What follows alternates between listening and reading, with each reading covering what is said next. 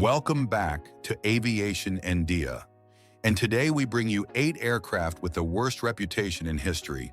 These planes are not the heroes of the skies, but the ones that became nightmares for pilots, owners, and passengers alike. They are the machines remembered not for glory, but for controversy, accidents, and engineering flaws that left permanent marks on aviation history. Each one tells a story of ambition gone wrong, of promises broken, and of reputations that could never recover. So fasten your seatbelt and let's dive into the most infamous list of aircraft that aviation would rather forget. Beachcraft Starship. The Starship was launched with bold claims of being the aircraft of the future, with its futuristic carbon fiber body and pusher propellers, but it failed to deliver on almost every promise. The cost to build and maintain it was outrageously high, scaring away buyers from the start. The aircraft's unusual design caused stability issues, making pilots uncomfortable during flights, while its speed and range never met the ambitious marketing goals. Owners often found themselves grounded, waiting for costly parts and specialized mechanics to fix it. Beechcraft itself eventually recalled and scrapped many of the aircraft, cementing its image as a failure. Instead of being the next revolution in aviation, it became a cautionary tale of over-engineering and under-delivering. The Starship is remembered more for what it promised than for what it gave, and that reputation has never faded from the industry. Even collectors hesitate to own one today because of its operational complexity and lack of support. And while some admire its futuristic look, the reality is that the Starship became one of aviation's most expensive disappointments. Piper Aerostar 602P. The Aerostar 602P was admired at first glance for its sleek look and incredible performance numbers, but that admiration didn't last long. Its pressurization system was known for sudden failures that put passengers at serious risk, and operators began reporting frightening cabin depressurizations. Mechanics had a hard time keeping its complex system stable, and even small mistakes in maintenance could result in accidents. Pilots described it as overpowered and unforgiving, requiring extreme skill to manage safely. As fatal crashes increased, its reputation quickly turned dark. The cost of operation rose far above expectations, and many owners abandoned the aircraft altogether, turning it into a machine associated more with danger than prestige. What was once meant to be a flagship of speed and innovation turned into one of Piper's most feared and least trusted aircraft. Its reputation remains one of the worst in private aviation history. Even though some examples still fly today, they serve more as reminders of the risks than as symbols of achievement, proving how quickly trust can be destroyed in aviation. Cessna 177 Cardinal. Cessna hoped the 177 Cardinal would replace the iconic 172, but what they got instead was an aircraft plagued with design flaws. From the start, pilots reported that its stall characteristics were unpredictable and in some conditions very difficult to recover from. The new stabilator elevator design gave the aircraft strange handling compared to the reliable 172, making many pilots nervous. Its reputation in flight schools collapsed quickly, as instructors labeled it unsafe for students who were still learning the basics. Mechanics complained that the design made inspections and repairs harder, adding more frustration to owners. Even though Cessna tried to adjust the model, it never overcame its shaky reputation. The Cardinal became known as one of the few Cessnas to fail in both popularity and trustworthiness, and its name is still mentioned today as an example of how not every upgrade is a good idea. It simply could not live up to the legendary aircraft it was meant to replace, and the disappointment it caused made it one of the most criticized small planes Cessna ever released.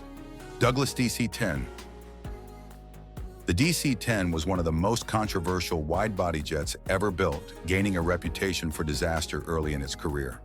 The main flaw came from its poorly designed cargo door latching system, which led to catastrophic mid-flight accidents, including the crash of Turkish Airlines Flight 981 in 1974.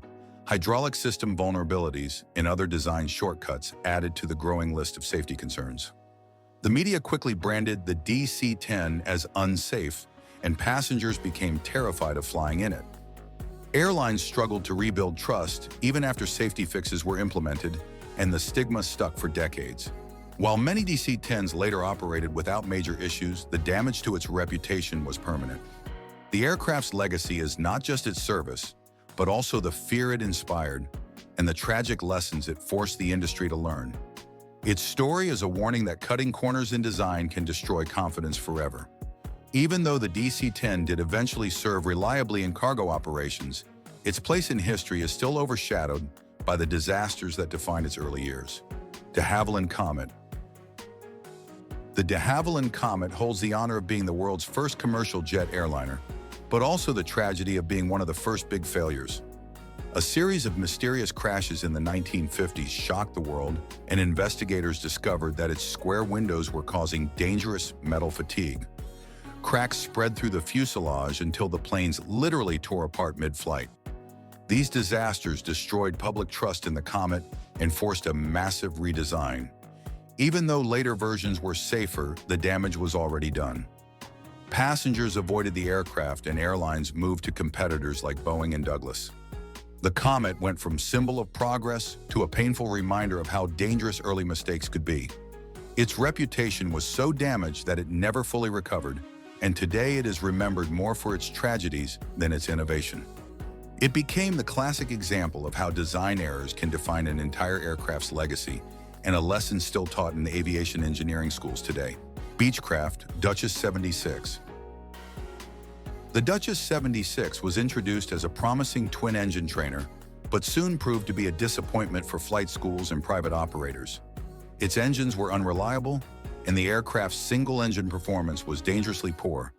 Especially for a trainer designed to prepare pilots for emergencies, instructors complained that instead of teaching safety, the Duchess exposed students to unnecessary risk.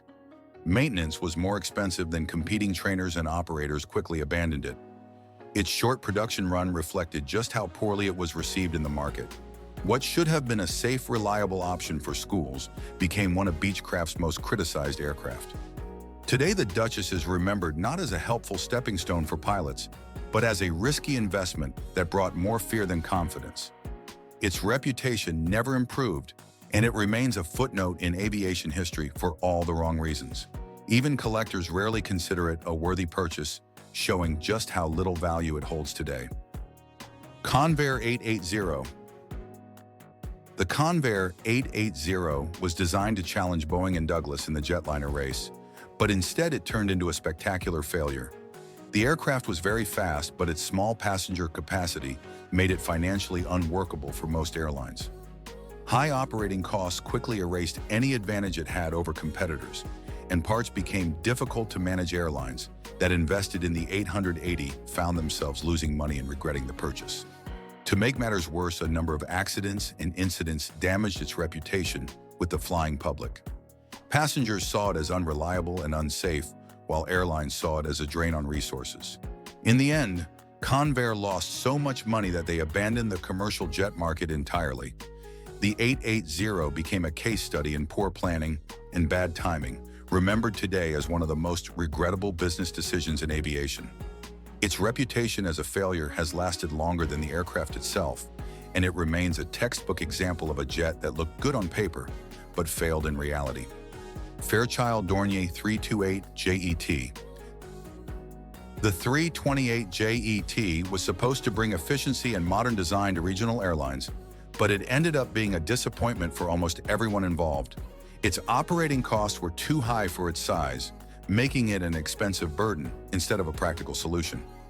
Airlines complained about constant reliability issues that left aircraft grounded, and passengers disliked its cramped, uncomfortable interior. The aircraft was marketed as a breakthrough but failed to live up to expectations. Production ended far earlier than planned, and many jets were retired long before their expected lifespan. Its reputation turned from promising to embarrassing as airlines rushed to replace it with more reliable competitors. The 328 JET is remembered today as an aircraft that had potential, but wasted it through poor execution.